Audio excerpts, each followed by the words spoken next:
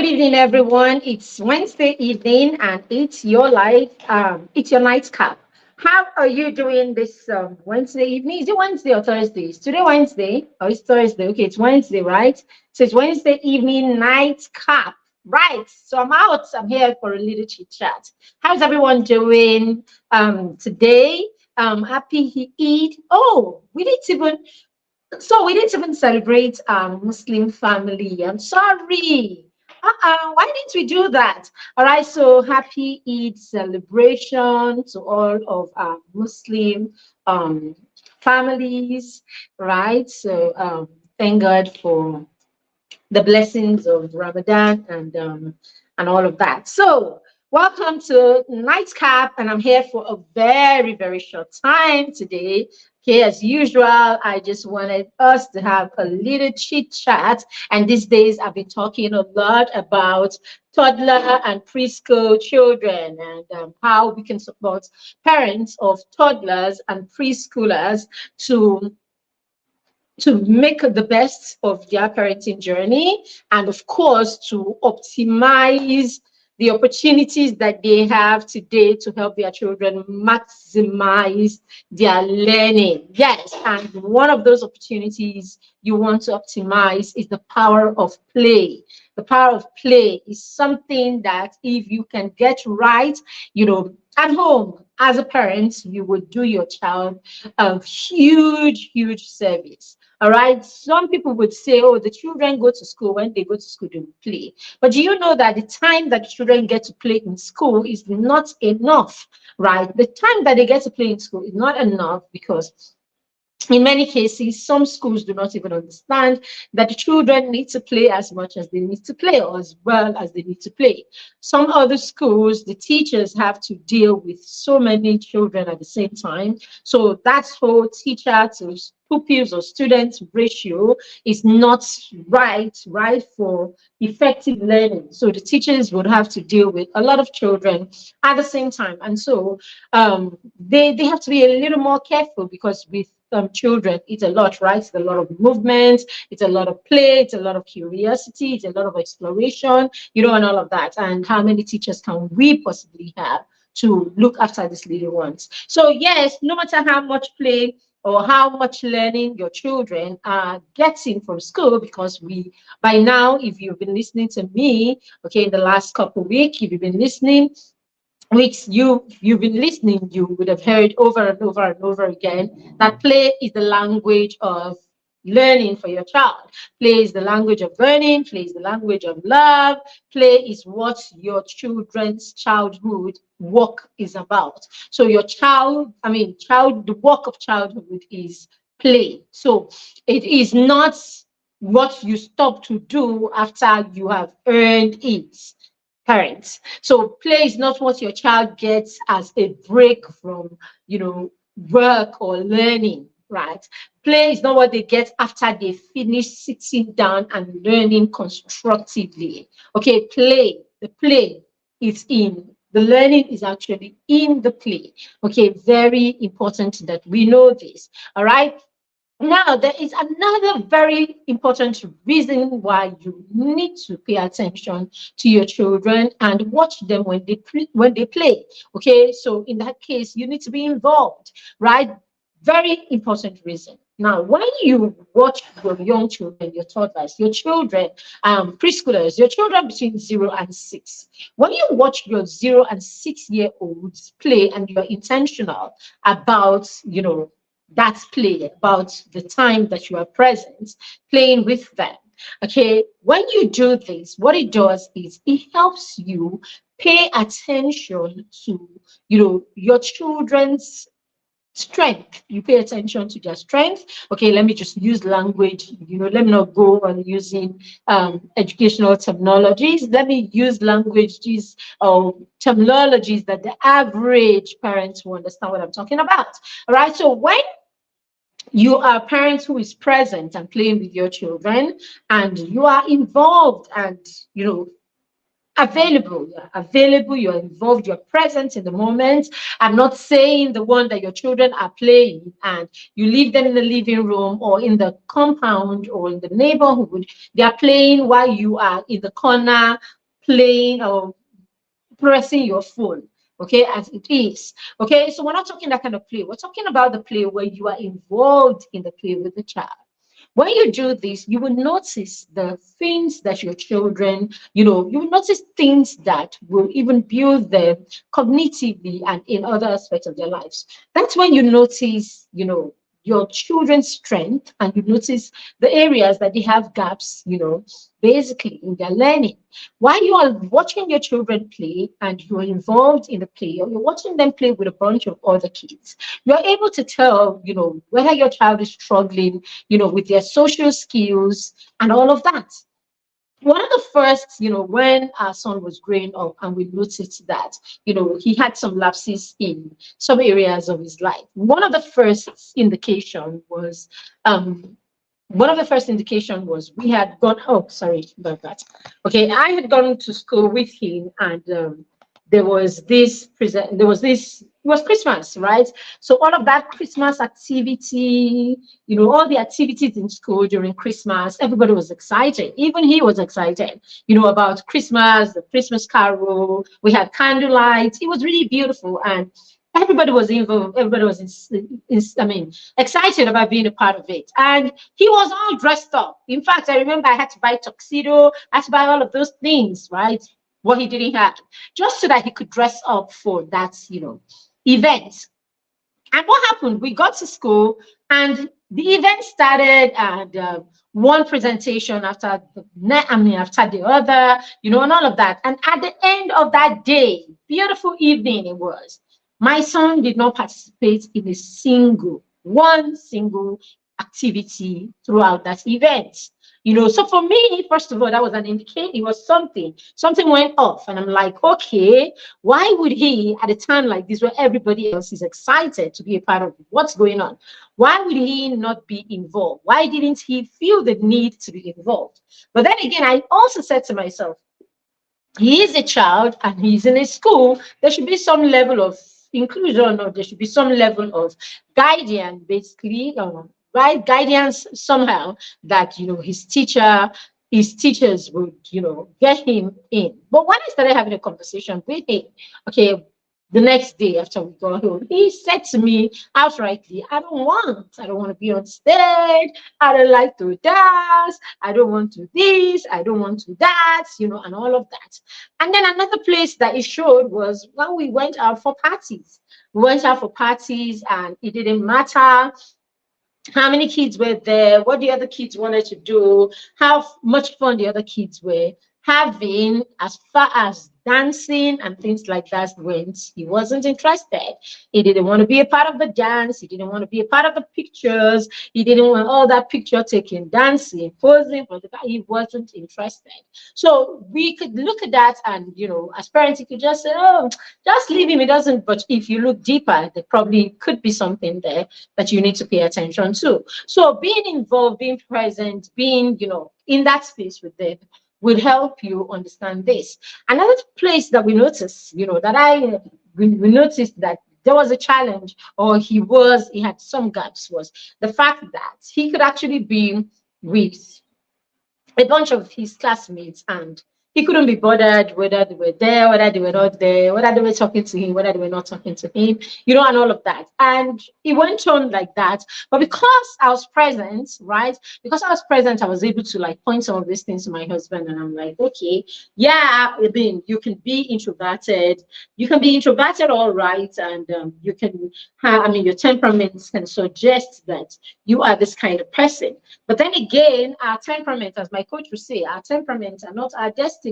So we know our temperament so that we know how to, we understand our children and who they are, how they learn, how they are basically. We understand all of this so that we are able to help them live wholesome lives. So we don't know these things so that we can explain to ourselves why they should be awkward, or why they should be, they should be removed from, the realities of life. So we are supposed to know these things so that we're able to help the children fill that gap. Do you know, in many cases, that some of our children that we say are introverts, may not necessarily be introverts per se, okay, but because of the way we've parented them, because of our dynamics and the things around them, I mean, it could actually lead the child to the point where the child withdraws, and the child withdraws quite early in their development. They withdraw quite early, and before you know it, we are all over the place, saying, oh, he doesn't like to do this. The child is introverted. But maybe, I mean, maybe the child just became that way because that child was that boisterous child that everybody was always yelling out, shouting at, telling them to stop, get down, don't do that, don't go there. They get knocked, they get screamed at, they get beaten, and all of that. And the child, the brain has the capacity to help you cope. So the brain will just, help the child develop a coping mechanism, basically, that allows the child cope face of in the face of hardship, in the face of hardship, or in the face of strict parenting, or whatever else you want to call your parenting style. So yes, you want to be present, involved with the child, and you want play. You want to create a system in your home where you spend time playing with your children. I shared today in one of my posts how at the time when we were both busy parents, my husband and I were both busy parents. I shared the things that we did at that time to help ensure that we were present at the times that we were present. All right. So I said one of the things that we did at the time was to make sure. So I made sure that, first of all, me, okay, before my husband, I made sure that as soon as I go home. So at the time, I was working in the development sector, and I'll go to work, and luckily I got to close a little early, right? Somewhere around 5 o'clock, right? So that was a little early compared to people who close at 8 and thereabouts. So I would come home, and for the record, in the office they knew, okay, I would always say, I give to Caesar what is Caesar, and I give to God what is God. So first thing, you will see me show up at work. I won't be late. I will show up at work as early as it should be, and I'm at my desk doing my thing.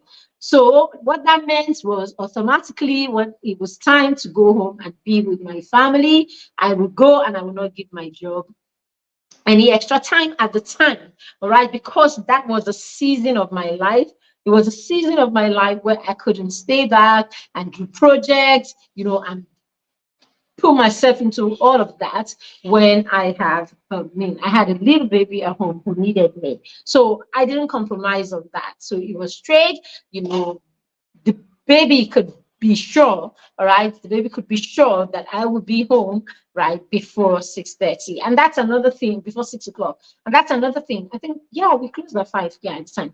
Yeah. And that's another thing, dear parents. You want to be as consistent as possible when you're raising children, especially when you're raising little children. The child needs to know, right, that you would go, and it needs to predicts you. You'll be amazed that when you come home at a particular time, the child has a way of knowing and expecting you at that particular time. All right, so consistency will breed stability in your child's development. So you want to be as consistent as possible. Create that time. Let there be that specific time when you come back home from work. When you say, even at the time the child is probably having an anxiety moment, right? When you're leaving in the morning and the child is crying and all of that, you want to speak to the child and say to the child, Mom is going to come back, okay?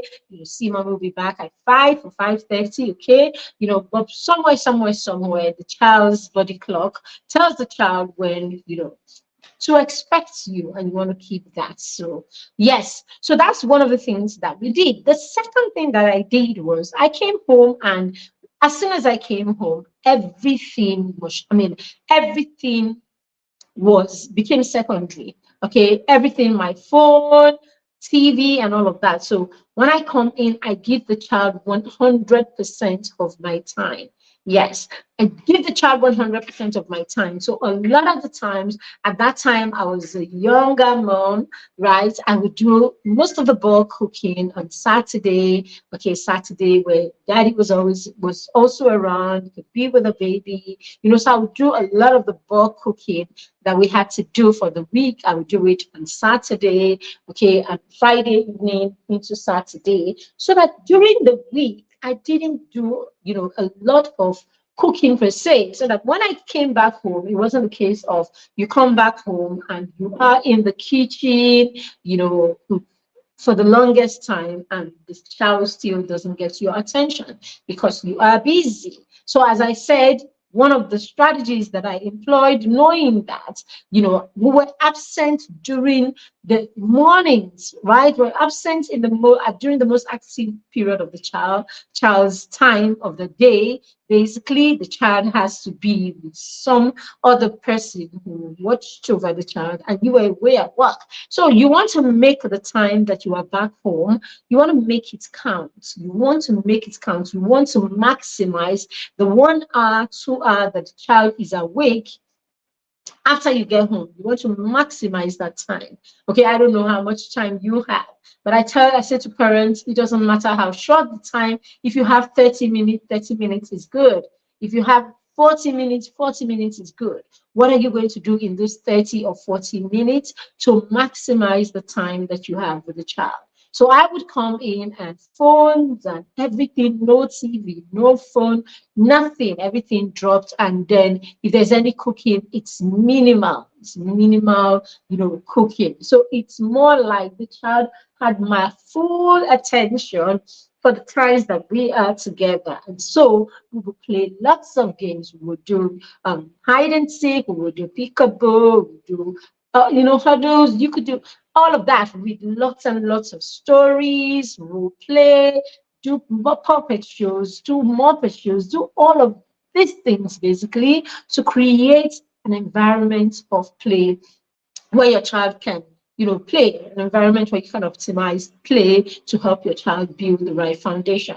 The other thing that we did was we themed our learning, right? So we themed our learning when our children were small. We did a lot of themed learning where we actually decide, right, for the week or for the month, we're learning in this area. So let's say, for instance, we're doing landforms. So we're doing landforms for the whole of this week. So what it means is that we're going to create experiences, right? So when you create experiences, for the child to help the child learn this theme that we are, focused on. So I would bring in rocks, I would bring in nature into the space. I bring in rocks, I would bring in animals made of plastic. I bring in all of these things. So we want to teach the child about the habitat. You want to teach the child about the different animals that you find in,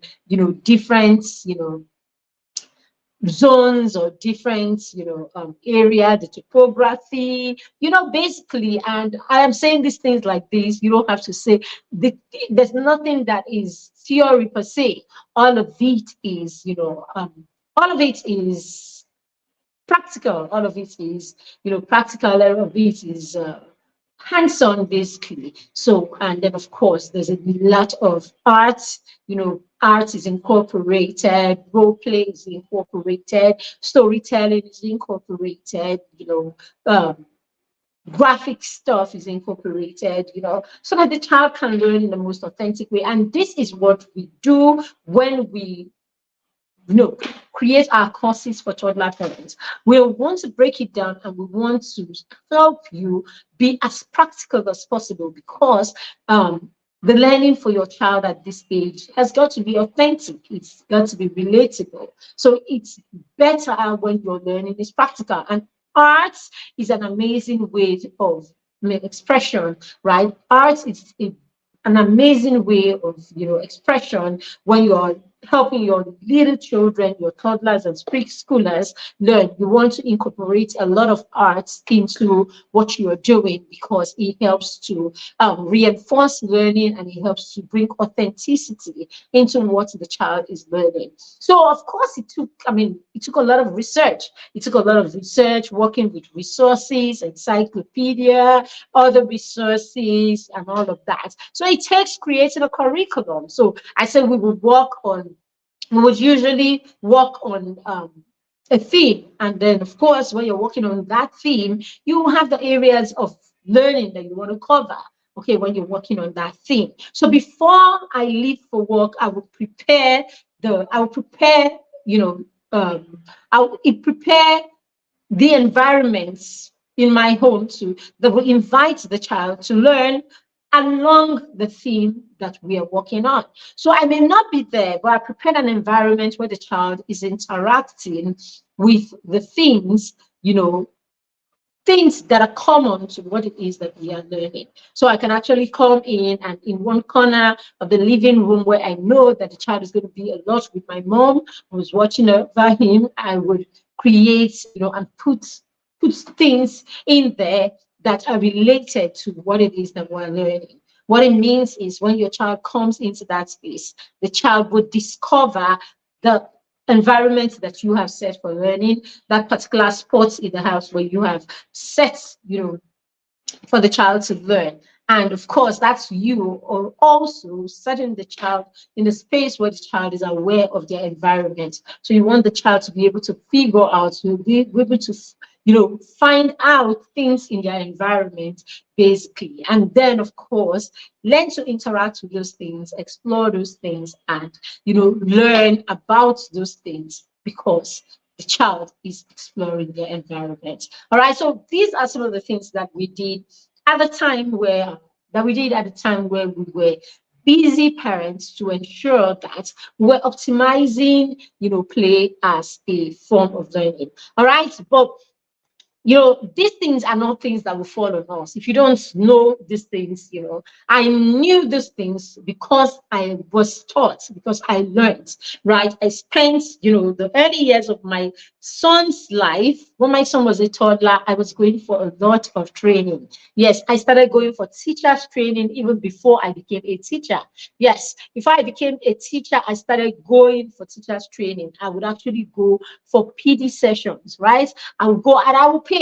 Actually, I remember even back then, we were paying as much as 8K and 7.5 and 10,000 naira to attend some courses. I remember, what's her name? I can't remember the lady's name. One Hausa lady like that in Gorimpa in Abuja, she had like a facility where she did training, personal training for teachers. And I would pay and I would go. I wasn't a teacher, I was a parent, I was just a school manager, but I wasn't a teacher in the classroom. I was going for those lessons for my child, not because I was in any classroom or, at the time had plans to go into any classroom. So I would pay and then I would come and I would try to I'll try to apply what it is that I learned throughout the training. And this is how I got to know a lot of these things that I was applying. And yes, we want to help you also. All right. I also want to help you to understand and see some of these things and begin to apply them in your parenting,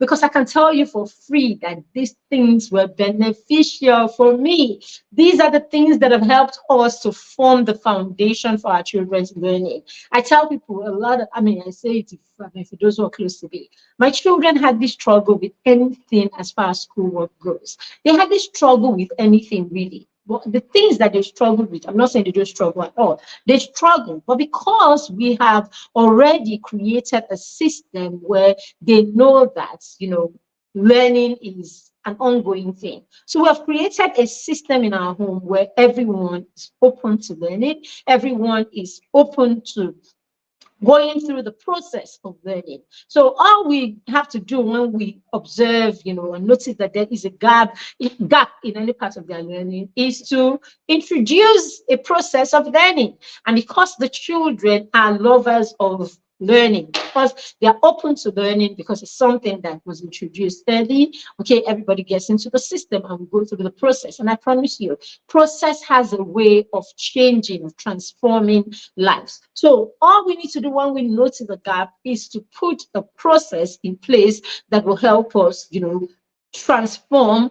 Okay, that's whatever it is that we don't want to see. Create a transformation in the child's life through the experiences that we are creating. So yes, you want to join our um, optimize the power of play in your home course. You want to join that course so that we can help you optimize, what play can do in your parenting for you, how play can help you create the right foundation, a solid foundation that your children would need for the rest of their lives. I cannot tell you enough how important this is. I tell you here for free because I have testimonies, right? This is my testimony. It is about play. It is about the right foundation. It is about children learning without pressure. It is about children learning as the primary thing that they do. Okay, learning like people whose job at the time is to play. Very, very key. If you would like to be a part of that course, which is taking place in 2 days, by the way, it begins on the 12th of April. Okay, I have the information scrolling right now on my screen. Okay, you want to screen grab this information and run to, make payments straight away so that you can be a part of this transformational, class course that is coming up. It's a 3-day course, right? 6 modules, you will be transformed and your child will be transformed, because we want to equip you to create a transformational experience for your child. So no, you do not want to miss this if you're parents with a child 0 to 6 years old. All right, I have done this, I've replicated this in my family, I've replicated this with other children, I've replicated this for families, I've replicated this with children that I work with, and I can tell you for free that this will work. I am not even doing this alone. I'm going to be running this course with an expert, a solid expert, a curriculum coordinator, a head of a center, a head of center, of a center, and all of that, someone who's worked with children, preschoolers, and toddlers, someone who's worked with children between 0 and 6 years for over a decade, dedicated to this group of children. So if I tell you that this course would transform you, I am not even trying to whine you. I'm not trying to whine you or convince you, okay, to be here because, we need to say something nice. I'm trying to tell you that if you do not join this course, there's a lot that you'll be leaving on the table. You will be missing. So why don't you go ahead and use the information scrolling on your screen and register. Okay, and if you're on Facebook, just check the comment section and voila, you will have all the information that you need to start this transformational journey using play as a strategy for helping your children become lifelong learners, strategy for building a solid foundation for learning in your child. Have a fantastic rest of the evening. Thank you for joining me. Happy Eid again. Good night.